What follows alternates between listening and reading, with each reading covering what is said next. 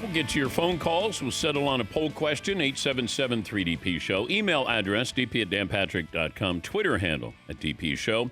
Fritzy just checked with the NBA that it's not always a flagrant foul, but any contact that impedes an airborne shooter's landing space is a defensive foul. It only escalates to a flagrant foul if the contact is deemed unnecessary, excessive, or reckless by the referee. Tim Legler, shooter, ESPN lead NBA analyst. I didn't know that. I thought that was just kind of a blanket flagrant foul if you impede, you don't allow somebody to come down in their space after taking a shot. No, I think the main thing they're looking for, Dan, is, and a word that you'll often hear when they're looking at those, is reckless. That's the word that you're looking for them to say. If they feel like you had a general disregard for like where your foot was and it was in somehow dangerous to the shooter, you're going to get a flagrant foul, but it doesn't always have to be. The physicality didn't surprise me from the Spurs, but I wonder if it surprised the officials last night. Well, I don't know. I don't know if it surprised the officials. I think, look, this is a very physical team, but in general, the playoffs have been extremely physical. It's a lot different than what you're watching in the regular season. There's no question about it. And guess what? It has always been that way in the NBA. I can't think of a year in which that wasn't the case. And now here we are in the finals. So you're talking about, we've already gone through 3 rounds. 14 teams have already been eliminated. And so we've seen game after game after game, and the physicality has ramped up throughout the postseason. Last night, what we saw was an extremely physical game, but it's, to me, as physical as what we've been watching, and certainly what we've watched in the first 3 games of the NBA Finals. And I think the physicality is allowed on both ends of the floor. It's not just San Antonio that's getting away with being physical. The Knicks are also being physical. And if you and I went frame by frame and we looked at the game last night like a Zapruder film, we're going to see a lot of physicality on both ends of the floor. San Antonio has some defenders. It's a big part of what they are and who they are and their DNA. And it's better for them, certainly, because of their size, their strength, their lateral mobility. If they can be more physical in the point of attack on the ball, it's going to help those guys because of the physical profile that they have. And I think people are looking at the game last night and thinking in some way this was just one end of the floor. And I didn't see it as just a one-sided whistle all night long. It's an extremely physical game from the jump. And San Antonio Spurs, I think, were the more physical team last night, and they set the tone early in the game. I mentioned this yesterday to start the show. People, I think, were surprised. I thought there was more pressure on the Knicks last night because the Spurs, okay, we lost 2 at home. Now let's just play. The Knicks, I mean, they're talking about sweeping. Hey, is Brunson going to get a statue? Hey, there's going to be a parade. The president's here. Like, there was so much there, and I thought the Spurs were probably going to just go and play, where the Knicks, it just felt like, I think they were kind of looking at each other like, when are we starting here? When are you going to do something? Or how about you do something? Meanwhile, the Spurs went out and played, pretty much a complete team game. Yeah, look, I think sometimes the best thing you can do as a team when you're going through some difficulties, and clearly San Antonio at home, 2 games, they can't close, both games winnable, they don't get it done. The best thing you could do is get out on the road. It almost narrows your focus. The pressure cooker that was the Garden last night, there's no doubt it was palpable. The expectation level for the home team and being on the precipice of this and how badly this fan base wants it and the environment in there last night. Yeah, and we talked about that. Like, it's gonna be wild. Like, people think, wow, you're going into some sort of a wood chipper here if you're an opponent, right? It's you feel that as a home team too. And they felt that, no doubt. But I don't even know that was really what did it last night. For me, it was the San Antonio Spurs at the start of that game got something from their 2 best players that I think settled their entire team. When Victor Wembanyama, Stephon Castle come out and their intent is to play in the paint, get high percentage shots, show you that they're in control, it calms your entire team down. Your head coach, your roster, the role players, everybody's like, hey, man, our two best guys are here tonight and they're operating. We're in a good place. Now, they got hit with the left hook in the second quarter. And I said on SGP last night, sometimes your best friend is halftime, because if that quarter had continued another 4 minutes, the way the Knicks were playing, they might be down 15. So, like, the best thing was to look up and see zeros on the clock. You're only down 7 if you're the Spurs. Now, they still had to come out for the third quarter, and that first 6 minutes was going to be very telling for me. What happens here? Does this go out to 15-18? And now it's 3-0, and this series is over. Or can San Antonio almost recalibrate their offense again, get back to playing in the paint, get back to the way they played at the start of the game? And that's exactly what they did. At the same time, I thought the Knicks offense was very predictable last night in the second half of that game. I thought it hurt them. Talking to Tim Legler from the Mothership, their lead NBA analyst. Here's another concerning trend here. Game 1, Knicks down by 14. Game 2, Knicks trailed by 12. Game 3, they trailed by 12. Great teams. I mean, it's hard to keep getting down and then coming back, and this is a good San Antonio team. Now I wonder, and the pressure's back on the Knicks. Like, you have to win this game tomorrow night, right? Yeah, I mean, listen, I'm not going to sit here and say they can't win the series if they lose tomorrow night. My goodness, because if they lose tomorrow night, we're 4 games in. No home team has won a game. So, it's only one. I think only one other time. If I saw the graphic right this morning, my eyes were blurry. I kind of grabbed the remote, put on Sports Center. I think it said there's only second time that we've had no home team win a game through the first 3 of the finals. You got to go back to the 93 finals, I believe. So, like, this is incredibly unusual territory. So I'm not going to make any predictions on what's going to happen if the Knicks lose game 4. Then you're at a best of 3 and nobody's won a home game yet. It would almost be at that point, Dan, there would be so much pressure on every home team to hold it down. I don't even know what that would feel like. So I'm not going to say that. But yeah, clearly, look, you went out. Even if you just get one of the two, you've done your job if you're the Knicks on the road to start this series. Because at that point, you're going, we don't have to win another game on the road, right? That's a great feeling. So, and now you win 2. Well, you got that luxury now twice now at home. You just need a split at home, and you're in the same boat. Listen, yes, a lot of pressure without question, and they're going to have to play better. I think one thing that's been apparent to me, Jalen Brunson is being guarded and hounded and just expending so much energy as a primary ball handler. He has yet to have an efficient game in this series. And he is a superstar offensive player. And, the way he's built and his balance and his strength, and you think he's not going to wear down. You wear down when your usage rate is as high as it was last night. And you're being handed off from one guy to the next that are elite defenders. These are big guys. They're strong, they're physical. Oh, and then, by the way, if you do get by them, you've got a 7'5" guy at the rim waiting for you. So I thought the usage rate was through the roof last night. They got away from Karl Anthony Towns touching the ball in the high post and some of the ways that he had been affected the first couple of games and throughout the playoffs. They got away from that last night.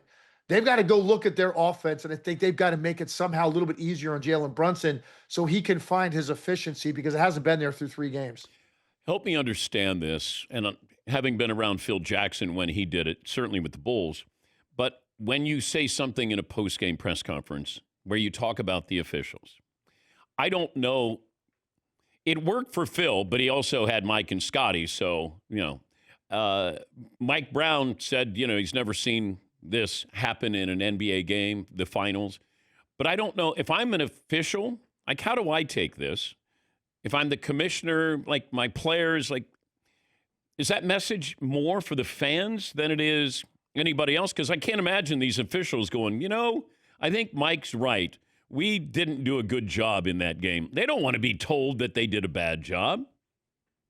I've never thought it helps. That's just been my opinion my entire career as a player and covering this for the last 25 years. I've just never thought it's really helpful. Here's some things that you need to remember. People are just, and I shouldn't say people, because it's really just, it's people that support the Knicks, that are Knicks fans. Like, that's where you're going to hear the noise today for the most part. If you're completely objective in this, you got to look at some numbers. So in the regular season, look at the 2 teams. The San Antonio Spurs were middle of the pack, about just under 25 free throws a game. They were 13th in the NBA in free throw attempts per game. In some ways, that does sort of talk to your style of play. The New York Knicks were 25th in free throw attempts per game at 21 a game. In the postseason, San Antonio, of the 16 teams that have played in the postseason on average free throws per game, San Antonio is fourth of those 16 teams. The Knicks are seventh.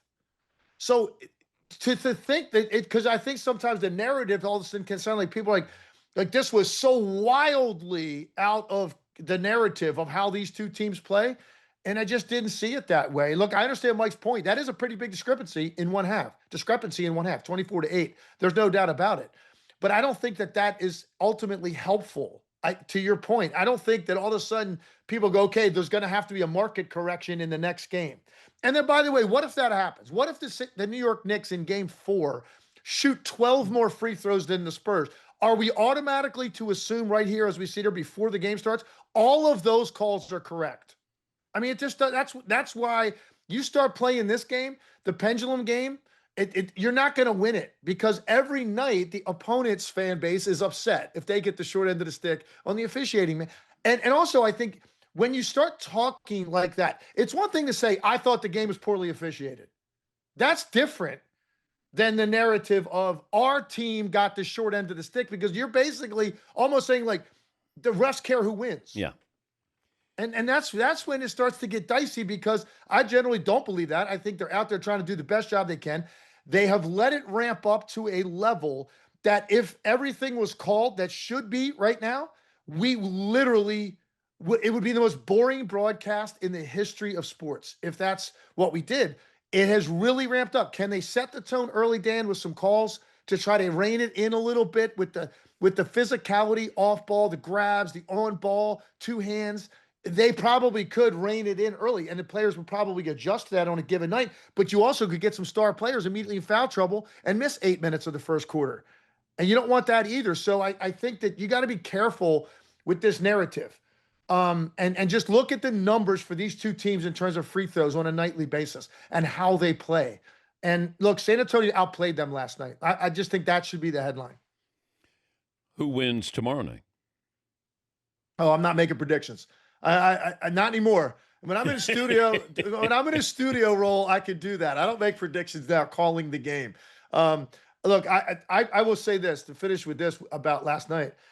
I just think we have to give the Spurs an awful lot of credit, man. This is an incredibly young team. They had 2 games at home where they were up 1 with 2 minutes to go with the ball, lost.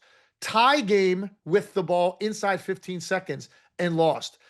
Those are things that young teams might not recover from. And now you go into what we saw last night, which was one of the wildest home court environments and energized I've ever seen. And you play that well at the start of the game. That was incredible to me, to sort of set the tone and then survive the big punch. They did that too. You got to give this young team a lot of credit, man. Their top 3 players are 22 and under. And they went into that environment last night and they played their best game of the series. How would you describe that atmosphere if somebody didn't watch or wasn't there? I personally have never felt, it felt to me before the game like the court had shrunk. That's how much activity and environment was around the sidelines and baseline. It felt like it wasn't 94 by 50 anymore. It was like 37 by 18. That's what the court felt like because of the amount of activity that was around the court, and the palpable energy. I thought Mike Breen had a great line. He's like, you can't necessarily measure it, but if you could, I don't know where you'd ever find it higher in an NBA setting than it was last night in that building. And that's why it was so critical for the Spurs to come out and not allow that energy that was built up prior to tip to just continue into the first 8-9 minutes of the game, and you're down 26-12, because it could have been lights out. They came out with such a calm demeanor about the way they were running their offense. Plus, they had 9 turnovers, I believe, on the night. 9. On the road, in that kind of environment with a young team. And they're also, by the way, prone to turnovers. And they have a game that clean where they take care of the ball and they make shots. I just thought that you have to give them all the credit in the world. I know that there's going to be a lot of talk about the officiating today, and that's fine. Maybe people think it's too physical. I would probably agree. Overall, the physicality and what's being allowed is too much. I would agree with that, but we can't get away from how well the Spurs played last night. They outplayed the Knicks, and the Knicks now have to figure out a way to get back to their normal rhythm offensively, because that's just 3 games in a row that the San Antonio Spurs have limited some of that efficiency. Yeah, I thought the ball should have gone through Karl Anthony Towns more. Like, it's almost like they got off script. And I've been saying for Wemby, I need you inside to then come outside. I don't need threes. It feels like when he needs a breather, he pulls up for a 3 instead of, I mean, it takes a lot of energy to get inside, get banged around, but you throw it up high enough, nobody's going to get it but him. And Dan, a couple things I'm going to point out. Like if you're a Knicks fan today, let's also go back and watch the game again and look at some of the mistakes the Knicks made in the first 6-7 minutes of the game defensively. They were overextended, trapping on the ball at half court, and then Wemby twice was left in the middle of the lane as like an outlet pass for the guy that was trapped with nobody there. His first 4 touches were right at the rim. That hasn't been the case in the first 2 games. Yeah. So, and that wasn't because of officiating. That was because of mistakes or intent on the part of Victor Wembanyama, intent on the part of the San Antonio Spurs. And you don't know if you're going to make jump shots necessarily. That's a fickle thing in the NBA. So that's why getting higher percentage shots and playing more to your strengths was key. And then they got, this Dylan Harper. I can't say enough about like how good this guy is going to be, particularly if he figures out the deep shot. His physical presence, his speed, his power, his rebounding, and ability to then push it out of that is special. And he's 20, and he got into that environment last night, and he looked like very comfortable. Like he could have had his pajamas on. He was very comfortable last night in that environment for a 20-year-old. Very unusual to not be rattled at all. And he didn't look like he was, other than the fact he couldn't make a 3, but that's still the weakness in his game. That'll come down the road. I just thought overall their purpose was better than the Knicks last night. And look, the Knicks can adjust to that, get back to a little bit more off-ball movement, less dominant ball handling by Jalen Brunson against top-flight defenders, and see if their offense can get humming a little bit more again. Great stuff. Thanks for sharing. Always, Dan. Anytime. That's Tim Legler on the call, NBA analyst for the NBA Finals there.